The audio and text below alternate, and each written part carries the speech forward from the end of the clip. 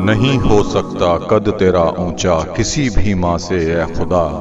तूने जिसे आदमी बनाया उसे उसने इंसान बनाया। नींद अपनी भुलाकर सुलाया हमको, आंसू अपने गिरा कर हंसाया हमको। दर्द कभी न देना उस खुदा की तस्वीर को, जमाना माँ कहता है जिसको।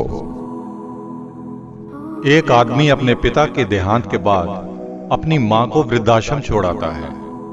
वो हर महीने उसको पैसे भेजता है, लेकिन कभी भी उसको मिलने नहीं जाता।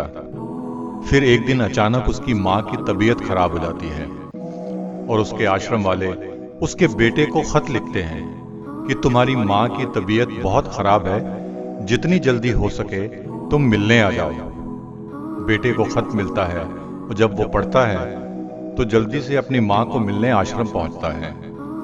वहां जाके देखता है कि उसकी मां की तबीयत वाकई बहुत खराब है।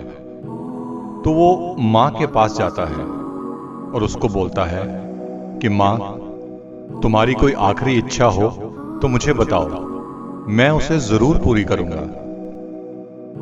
मां कहती है कि बेटा, इस आश्रम में एक पंखा लगवा देना, मैंने अपना समय बहुत तकलीफ से निकाला है। तो बेटा कहता है, मां, तुम्हारा तो अंत समय है, फिर तुम इस पंखे का क्या करोगी? तो मां ने कहा, बेटा, मुझे तुम्हारी बहुत चिंता हो रही है कि जब तुम्हारे बच्चे तुम्हें इस वृद्धाश्रम में छोड़ के जाएंगे तो तुम इस पंखे के बिना कैसे रह पाओगे, इसलिए मुझे तुम्हारी चिंता हो रही है। तो देखा दोस्तों, ये होती है मां।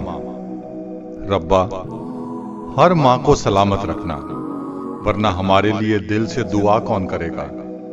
क्योंकि मां की दुआ वक्त तो क्या, नसीब भी बदल देती है।